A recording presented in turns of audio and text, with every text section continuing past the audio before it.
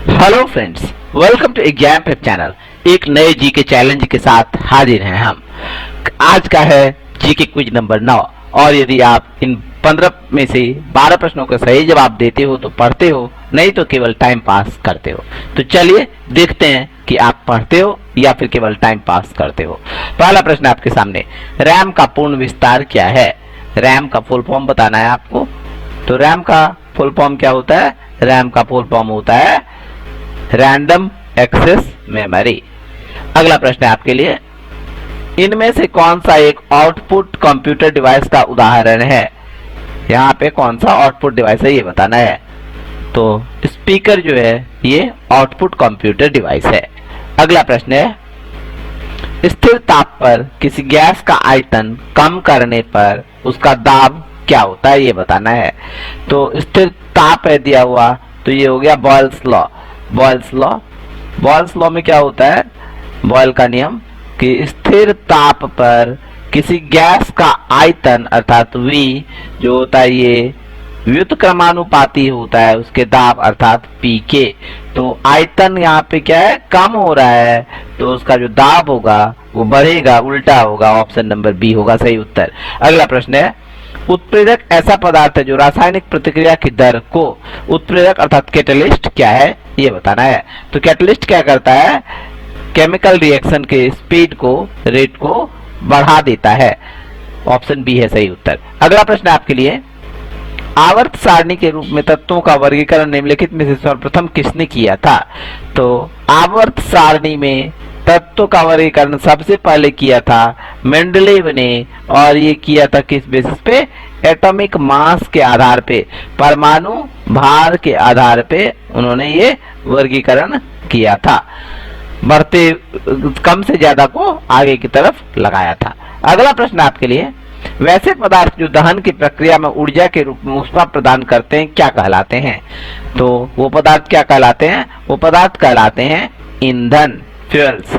अगला प्रश्न है, दुनिया की सबसे ऊंची चोटी माउंट एवरेस्ट का नाम नेपाल में क्या है? नेपाल में माउंट एवरेस्ट का लोकप्रिय नाम बताना है। तो नेपाल में माउंट एवरेस्ट का लोकप्रिय नाम है सागरमाथा अर्थात स्काई हेड। और तिब्बत में क्या नाम है? तो चोमलांगमा नाम है। कहाँ पे? तिब्बत में। चोमलांगमा या कोमलांगमा ये नाम है तिब्बत में। अगला प्रश्न है, भारतीय अर्थव्यवस्था के स्वरूप के बारे में निम्नलिखित में से कौन सा विकल्प सही है? कौन सा विकल्प सही है ये बताना है। तो भारतीय अर्थव्यवस्था जो है ये कैसी अर्थव्यवस्था है? ये एक मिश्रित अर्थव्यवस्था है। ऑप्शन नंबर सी, मिश्रित अर्थव्यवस्था अर्थात मिक्स्ड इकोनॉमी। ये क्या होता है? जिसमें पब्लिक सेक्टर अर्थात सरकारी सेक्टर और प्राइवेट सेक्टर अर्थात निजी सेक्टर दोनों की भागीदारी हो, वो होती है मिश्रित अर्थव्यवस्था। अगला प्रश्न है, मुद्रास्फीति से बाजार की वस्तुओं पर क्या प्रभाव पड़ता है? महंगी हो जाती है, सस्ती होती है, पहले महंगी बाद में सस्ती होती है, या बिल्कुल ही नहीं मिलती है? तो मुद्रास्फीति अर्थात इन्फ्लेशन में क्या होता है? जो भी वस्तु होती है वो महंगी हो जाती है। अगला प्रश्न है, भारतीय संविधान में वर्तमान में कुल कितने मौलिक कर्तव्य उल्लिखित हैं? तो आज की तारीख में भारतीय संविधान में मौलिक कर्तव्यों की संख्या 11 है। 86वें संविधान संशोधन द्वारा 11वां मौलिक कर्तव्य जोड़ा गया। और ये क्या था? ये था कि ये प्रत्येक पेरेंट या गार्जियन का मूल कर्तव्य होगा कि वो 6 से 14 साल के बच्चों को शिक्षा का जो उनका शिक्षा है उन्हें शिक्षा उपलब्ध कराए। अगला प्रश्न है, भारतीय संविधान की प्रस्तावना में किस प्रकार के न्याय की बात नहीं कही गई है? कौन सी बात नहीं कही गई है? तो भारतीय संविधान की प्रस्तावना में कही गई है सामाजिक, आर्थिक और राजनीतिक न्याय की बात, लोकतांत्रिक न्याय की बात नहीं है। अगला प्रश्न है, सिंधु घाटी सभ्यता के निम्नलिखित स्थानों में से कौन सा एक स्थान सिंधु नदी के किनारे पर स्थित था?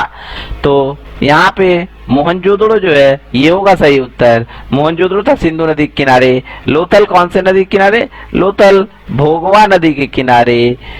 कालीबंगा गग्गर नदी के किनारे और हड़प्पा रावी नदी के किनारे। ठीक है। अगला प्रश्न है, किन तीन वेदों को संयुक्त रूप से वेद त्रयी कहा गया है? 3 वेदों को संयुक्त रूप से वेद त्रयी कहा गया है ये बताना है। तो वेद त्रयी के नाम से जाना जाता है जो पहले के 3 वेद हैं, ऋग्वेद, सामवेद और यजुर्वेद को। अगला प्रश्न है, जैन धर्म का पहला तीर्थंकर किसे माना जाता है? तो जैन धर्म के पहले तीर्थंकर थे ऋषभदेव। और महावीर स्वामी कौन से तीर्थंकर थे? 24वें तीर्थंकर। पार्श्वनाथ 23वें तीर्थंकर। ऋषभदेव का जन्म हुआ था अयोध्या में और ये इक्ष्वाकु कुल से थे। अगला प्रश्न है, निम्नलिखित में से कौन सा गवर्नर जनरल ठगी प्रथा के उन्मूलन से संबंधित था? तो वो गवर्नर जनरल जो ठगी प्रथा के उन्मूलन से संबंधित था वो था लॉर्ड विलियम बेंटिक। 1828 से लेकर 1835 तक भारत के गवर्नर जनरल था। ठीक है ना? तो ये थे आज का जीके चैलेंज। आपको ये चैलेंज पसंद आया हो तो लाइक कर दीजिए, लाइक करने के साथ शेयर करें इसे दोस्तों और स्टडी ग्रुप्स में, और चैनल को सब्सक्राइब ना किया है तो सब्सक्राइब कर लें, साथ ही घंटे के निशान को दबा लें जिससे कि आपको हमारे वीडियो की नोटिफिकेशन तुरंत मिले जैसे ही नया अपलोड आए। Thank you friends.